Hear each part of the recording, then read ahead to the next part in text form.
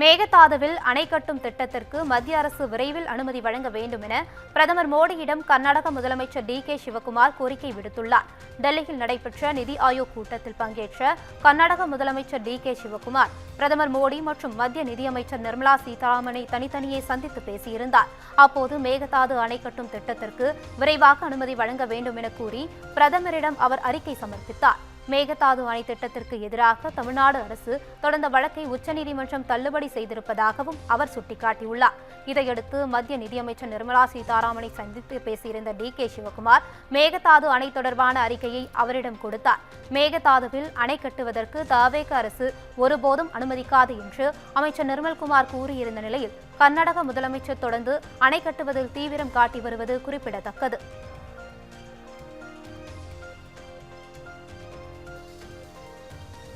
அரசு நிகழ்ச்சிகளில் தமிழ்த்தாய் வாழ்த்து முதலில் பாடுவது தொடர்பாக மத்திய மாநில அரசுகள் பதிலளிக்க வேண்டும் என சென்னை உயர்நீதிமன்றம் உத்தரவிட்டுள்ளது.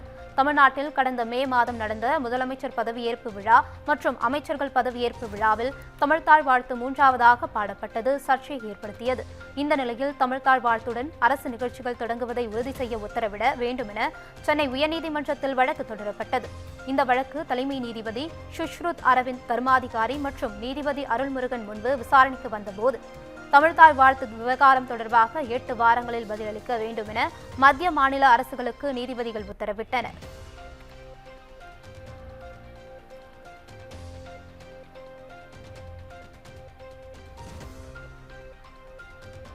மூன்று நாட்கள் அரசுமுறை பயணத்தை முடித்துக் கொண்டு முதலமைச்சர் விஜய் டெல்லியிலிருந்து புறப்பட்டார்.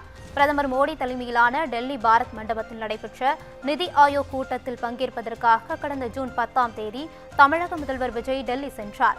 இதையடுத்து தமிழக முதல்வர் நிதி ஆயோக் கூட்டத்தில் கலந்து கொண்ட நிலையில் குடியரசுத் தலைவர், குடியரசு துணைத் தலைவர் உள்ளிட்ட முக்கிய தலைவர்களை சந்தித்து பேசினார். இந்நிலையில் 3 நாட்கள் அரசுமுறை பயணத்தை முடித்துக் கொண்டு டெல்லியில் உள்ள தமிழ்நாடு இல்லத்திலிருந்து புறப்பட்டார்.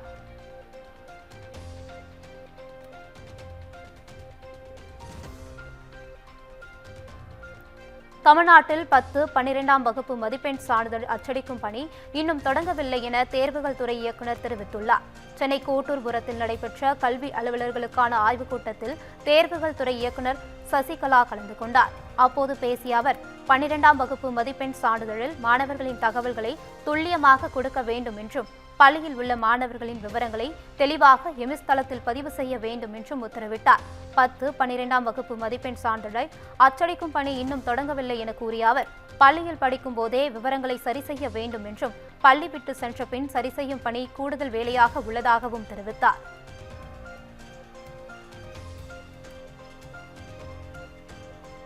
சென்னை மின் வாரிய அலுவலகத்தில் ஹார்ட் டிஸ்குகள் திருடப்பட்ட வழக்கில் 3 தனிப்படைகள் அமைக்கப்பட்டுள்ளது.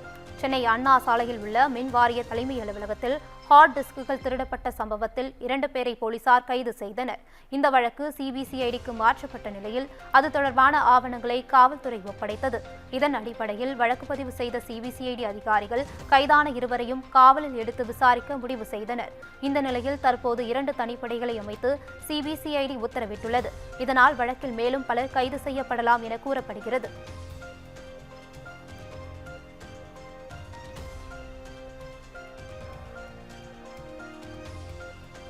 கரூர் சிபிஐ அலுவலகத்தில் காவல் ஆய்வாளர் மற்றும் உதவி காவல் ஆய்வாளர் உள்ளிட்ட 3 பேர் விசாரணைக்காக ஆஜரானர். கரூரில் கடந்த ஆண்டு செப்டம்பர் 27ஆம் தேதி தவேக தலைவரின் விஜய் பிரச்சார கூட்டத்தில் ஏற்பட்ட கூட்ட நெரிசலில் சிக்கி 41 பேர் உயிரிழந்தனர். இந்த வழக்கை உச்சநீதிமன்றத்தின் உத்தரவின்படி சிபிஐ அதிகாரிகள் விசாரித்து வரும் நிலையில் சம்பவத்தின் போது பாதுகாப்பு பணியில் இருந்த காவல் ஆய்வாளர், உதவி காவல் ஆய்வாளர் உள்ளிட்ட 10 காவலர்கள் ஆஜராக சம்மன் அனுப்பப்பட்டிருந்தது. இதனால் இன்று கரூர் சுற்றுலா மாளிகையில் உள்ள தற்காலிக சிபிஐ அலுவலகத்தில் காவல் ஆய்வாளர் மற்றும் உதவி காவல் ஆய்வாளர் உள்ளிட்ட 3 பேர் மட்டும் விசாரணைக்காக ஆஜராகியுள்ளனர்.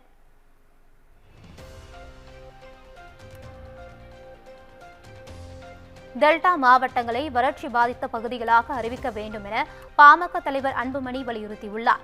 இது தொடர்பாக அவர் வெளியிட்டுள்ள அறிக்கையில் மேட்டூர் அணையிலிருந்து தண்ணீர் திறக்கப்படாததால் குறுவை சாகுபடியை கிட்டத்தட்ட கைவிட வேண்டிய நிலைக்கு விவசாயிகள் தள்ளப்பட்டு உள்ளதாகவும் விவசாயிகளை காப்பாற்ற டெல்டா மாவட்டங்களை வறட்சி பாதித்த பகுதிகளாக அறிவிக்க வேண்டும் என வலியுறுத்தியுள்ளார்.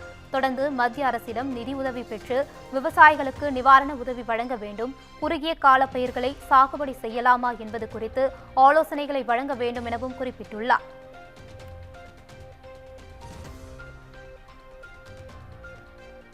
கடலூர் அருகே புதிதாக 4 ஹைட்ரோ கார்பன் எண்ணெய் கிணறுகள் அமைக்க அனுமதி வழங்கக்கூடாது என பூவுலகின் நண்பர்கள் அமைப்பு வலியுறுத்தியுள்ளது. கடலூர் மாவட்டம் பரங்கிப்பேட்டை அருகே உள்ள கடற்பகுதி எல்லைக்குள் 4 ஹைட்ரோ கார்பன் கிணறுகள் அமைக்க இந்துஸ்தான் ஆயில் நிறுவனம் முயற்சி செய்து வருகிறது. இதற்காக தமிழ்நாடு கடலோர மண்டல மேலாண்மை ஆணையத்திடம் விண்ணப்பம் அளித்திருந்தது. இந்த திட்டத்திற்கு பரிந்துரை செய்யக்கூடாது என பூவுலகின் நண்பர்கள் அமைப்பு வலியுறுத்தியுள்ளது.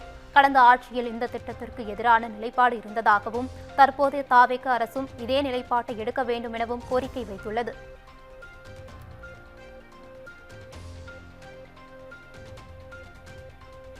எண்பத்து ஆண்டுகளுக்கு முன் தமிழர்கள் பெற்ற புதையலை குழி தோண்டி மீண்டும் மண்ணுக்குள் புதைத்து விட்டோம் என இயக்குநர் பாரதி ராஜா பற்றி பாடலாசிரியர் வைரமுத்து பதிவிட்டுள்ளார். இயக்குநர் இமயம் பாரதி ராஜாவின் உடல் சொந்த ஊரில் நல்லடக்கம் செய்யப்பட்டது. இது பற்றி எக்ஸ் தளத்தில் பதிவிட்டுள்ள வைரமுத்து, பாரதி ராஜாவின் அடக்கம் முடிந்த அதே தருணம் தென்மேற்கு பருவக்காற்று தேனி பக்கம் வீசி சிறு தூறலிட்டு சென்றதாக குறிப்பிட்டுள்ளார். குழியில் தள்ளப்பட்ட பச்சை மண்ணிலிருந்து பாரதி ராஜாவுக்கு மண் வாசனை வீசத்தான் பருவக்காற்று வீசியதாகவும் அவர் உருக்கமாக பதிவிட்டுள்ளார்.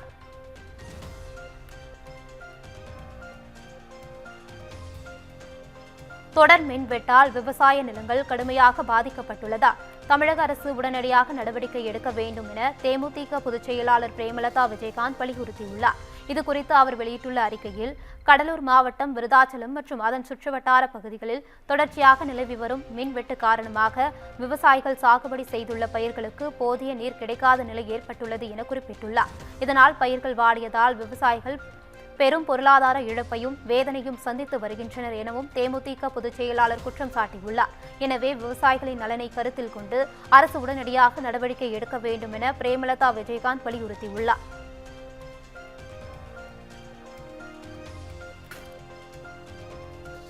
கர்நாடகாவின் KRS அணையில் நீர்மட்டம் மிக குறைவாக இருப்பதால் தமிழ்நாட்டிற்கு தண்ணீர் வழங்குவதில் சிக்கல் ஏற்பட்டுள்ளது. கர்நாடக மாநிலம் மண்டியா மாவட்டத்தில் காவிரி ஆற்றின் குறுக்கே கிருஷ்ணராஜ சாகர் அணை அமைந்துள்ளது. கர்நாடகா தமிழ்நாடு மக்களின் குடிநீர் தேவைக்கு உயிர்நாடியாக உள்ள இந்த அணையில் நீர்மட்டம் மிக குறைவாக உள்ளது. 124 அடி கொள்ளளவு கொண்ட அணையின் நீர்மட்டம் 81 அடியாக மட்டுமே இருப்பதால் தமிழ்நாட்டிற்கு தண்ணீர் திறப்பதில் சிக்கல் ஏற்பட்டுள்ளது.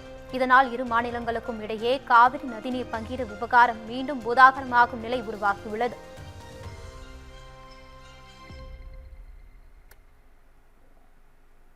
தமிழ்நாட்டில் மின் கணக்கீடு பணியாளர்கள் பற்றாக்குறையால் மின் கட்டணம் அதிகரித்து வருவதாக பொதுமக்கள் குற்றம் சாட்டியுள்ளனர். தமிழ்நாட்டில் வெயில் அதிகரித்துள்ள சூழலில் மின்சார பயன்பாடும் உச்சத்தை எட்டியுள்ளது. அதே நேரம் குறிப்பிட்ட தேதியில் மின் நுகர்வு கணக்கெடுப்பு நடத்தவில்லை என்றும் இதனால் அரசு மானியத்தை பெற முடியாத சூழல் இருப்பதாகவும் மக்கள் முறையிட்டுள்ளனர். கணக்கீடு செய்யும் பணியாளர்கள் பற்றாக்குறை ஏற்பட்டுள்ளதால் தாமதமாக மின் கணக்கீடு செய்யும் போது அதிக மின் கட்டணம் வருவதாகவும் குற்றம் சாட்டுகின்றனர். இது தொடர்பாக மின் வாரிய அதிகாரிகள் உரிய நடவடிக்கை மேற்கொள்ள வேண்டும் என கோரிக்கை விடுத்துள்ளனர்.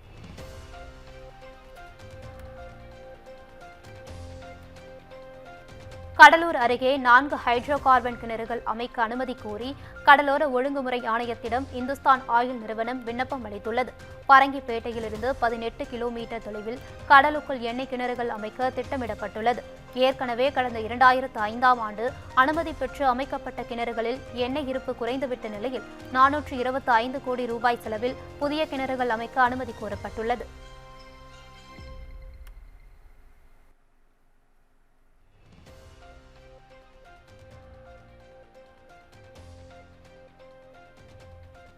மதுரை சோழவந்தான் அருகே அரசு பேருந்து ஓட்டுநரை பட்டாக்கத்தியால் தலையில் வெட்டிவிட்டு 10 நாட்களாக தலைமறைவாக இருந்த தாவேக நிர்வாகியை போலீசார் கைது செய்தனர். கருப்பட்டி கிராமத்தில் பயணிகளை இறக்கிவிட்டு பணிமனைக்கு திரும்பிக் கொண்டிருந்த அரசு பேருந்துக்கு வழிவிடாமல் ஓட்டுநர் பிரசாந்திடம் தாவேக நிர்வாகி தனுஷ்கோடி தகராறில் ஈடுபட்டதாக தெரிகிறது. அப்போது வாக்குவாதம் முற்றிய நிலையில் தாவேக நிர்வாகி பேருந்து ஓட்டுநரின் தலையில் அரிவாளால் வெட்டிவிட்டு அங்கிருந்து தப்பி ஓடியுள்ளார். இதையடுத்து பேருந்து பணிமனை ஊழியர்கள் தாவேக நிர்வாகியை கைது செய்ய வலியுறுத்தி ஆர்ப்பாட்டத்தில் ஈடுபட்டதை அடுத்து கருப்பட்டி அருகே தோட்டத்தில் பதுங்கியிருந்த தாவேக நிர்வாகியை போலீசார் கைது செய்து சிறையில் அடைத்தனர்.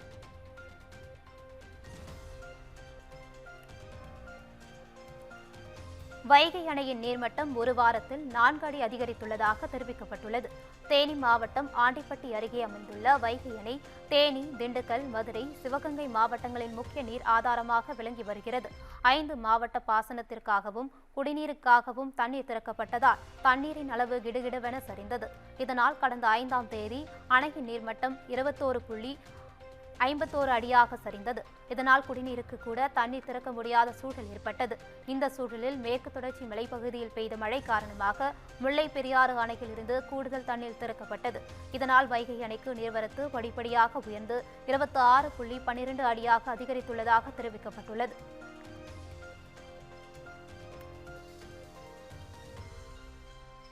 அரசு மருத்துவமனைகளில் செல்போன் செயலி மூலம் புறநோயாளிகள் சீட்டு வழங்கும் முறை நடைமுறைப்படுத்தப்படும் என அமைச்சர் அருண்ராஜ் தெரிவித்துள்ளார்.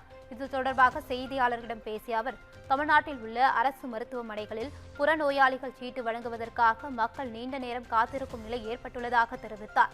தனியார் மருத்துவமனைகளைப் போல அரசு மருத்துவமனைகளில் முன்னரே செல்போன் செயலி மூலம் ஒரு அப்பாயின்மெண்ட் வாங்கிவிட்டு சிகிச்சை பெற்றுக் கொள்வதற்கான ஒரு திட்டம் குறித்து விவாதித்து இருப்பதாகவும் கூடிய விரைவில் அது தொடங்க திட்டமிட்டுள்ளதாகவும் தெரிவித்தார்.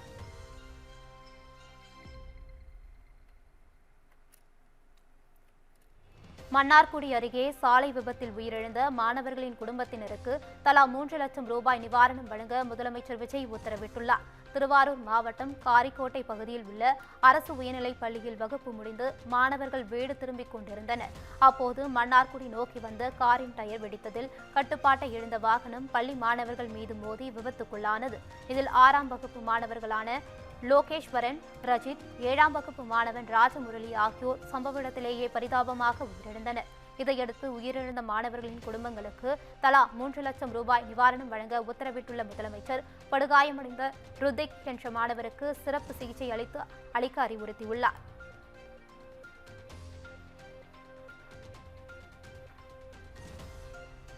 தமிழ்நாட்டில் தகுந்த கோடை காலத்தில் மின் விநியோகம் கடுமையாக பாதிக்கப்பட்டுள்ளது. பல்வேறு பகுதிகளில் மின்சாரம் துண்டிக்கப்பட்ட கோபத்தில் மக்கள் போராட்டம் நடத்தி வருகின்றனர். ஜூன் மாதம் 10ஆம் தேதி நிலவரப்படி இதுவரை இல்லாத அளவுக்கு தமிழகத்தின் தினசரி மின் தேவை 5000 மெகாவாட்டாக அதிகரித்துள்ளது. இதற்கு முன்பு மே மாதம் 4809 மெகாவாட் மின் தேவை இருந்தது.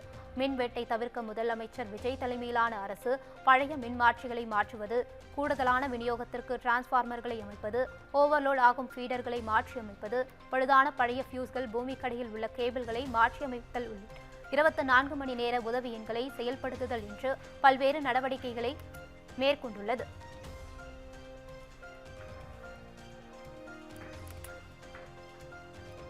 தமிழ்நாட்டில் உள்ள கள்ளர் சீரமைப்பு பள்ளிகள் மற்றும் விடுதிகளில் பணியாற்றும் ஆசிரியர்களுக்கு பொது மாறுதல் கலந்தாய்வுக்கான புதிய வழிகாட்டுதல்கள் வெளியிடப்பட்டுள்ளன.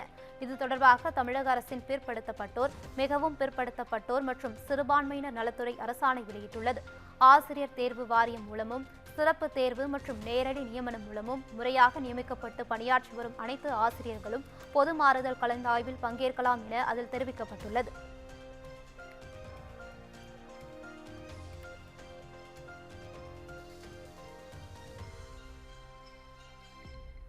தமிழ்நாட்டில் புற்றுநோய்க்கான கீமோதெரப்பி மருந்துகளுக்கு தட்டுப்பாடு ஏற்பட்டுள்ள நிலையில் மாற்று ஏற்பாடுகளை மேற்கொள்ள சுகாதாரத்துறை முடிவெடுத்துள்ளது. அமெரிக்கா ஈரான் போர் சூழல் காரணமாக இந்தியாவில் மருந்துகள் இறக்குமதியில் சிக்கல் ஏற்பட்டுள்ளது. குறிப்பாக புற்றுநோயாளிகளுக்கு மேற்கொள்ளப்படும் கீமோதெரப்பி சிகிச்சைகளான சிஸ்பிளாட்டின், கார்போபிளாட்டின், ஆக்சாலிபிளாட்டின் போன்ற மருந்துகளுக்கு தட்டுப்பாடு ஏற்பட்டுள்ளது. தமிழ்நாட்டிலும் இந்த மருந்துகளுக்கு தட்டுப்பாடு இருக்கும் நிலையில் சுகாதாரத்துறை மாற்று ஏற்பாடுகளை திட்டமிட்டுள்ளது. தேவையில் அடிப்படையில் அந்த மருந்துகளை உள்ளூரிலேயே வாங்கிக் கொள்ளலாம் எனவும் அறிவுறுத்தியுள்ளது.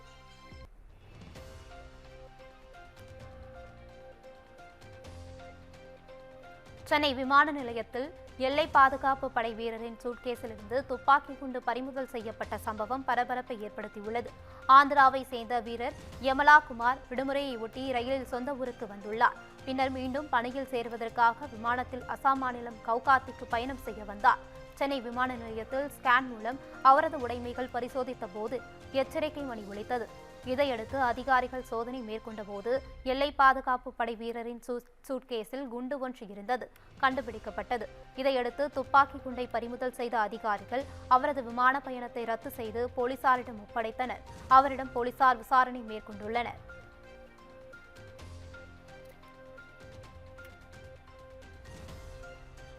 சென்னை கண்ணகி நகரில் கஞ்சா மற்றும் வலி நிவாரணி மாத்திரைகளை விற்பனை செய்த 2 பெண்கள் உட்பட 4 பேரை போலீசார் கைது செய்தனர். கண்ணகி நகர் தமிழ்நாடு நகர்ப்புற வாழ்விட மேம்பாட்டு வாரிய பகுதியில் கஞ்சா விற்பனை செய்யப்படுவதாக போலீசாருக்கு தகவல் வந்துள்ளது. அதன் அடிப்படையில் அங்கு சென்று சோதனையில் ஈடுபட்ட போலீசார் கஞ்சா விற்பனையில் ஈடுபட்ட சுகன்யா, தேவி, சந்தோஷ், தீபக் ஆகிய 4 பேரையும் பிடித்து அவர்களிடமிருந்த 1.5 கிலோ கஞ்சா மற்றும் 60 வலி நிவாரணி மாத்திரை பறிமுதல் செய்தனர். தொடர்ந்து வழக்கு பதிவு செய்த போலீசார் 4 பேரையும் சோழிங்கநல்லூர் நீதிமன்றத்தில் ஆஜர்படுத்தி சிறையில் அடைத்தனர்.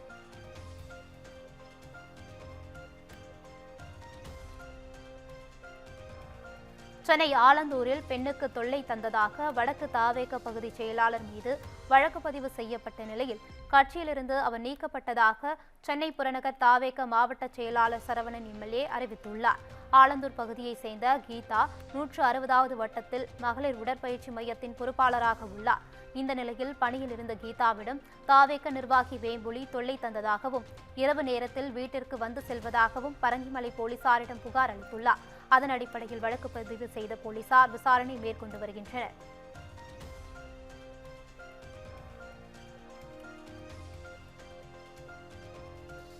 முதலமைச்சர் விஜயின் பெரம்பூர் தொகுதி உள்ளிட்ட சென்னையின் 3 மண்டலங்களில் குடிநீர் விநியோகம் நிறுத்தப்பட்டுள்ளது. பெரம்பூர், செம்பியம், அயனாவரம், கொளத்தூர், கொரட்டூர், அண்ணாநகர், கிழக்கு மேற்கு விரிவாக்கம், வெள்ளிவாக்கம் உள்ளிட்ட பகுதிகளுக்கு குடிநீர் விநியோக சேவை கடந்த 2 நாட்களுக்கு தடைப்பட்டுள்ளது. குழாய்கள் மூலம் குடிநீர் சேவை பாதிக்கப்பட்ட பகுதிகளுக்கு லாரிகள் மூலமாக தண்ணீர் வழங்க நடவடிக்கை எடுத்திருப்பதாக அதிகாரிகள் தெரிவித்தனர். மிகப்பெரிய குடிநீர் குழாய் இணைப்பு பணிகளால் இந்த பாதிப்பு ஏற்பட்டிருப்பதாகவும் அதிகாரிகள் விளக்கம் அளித்தனர்.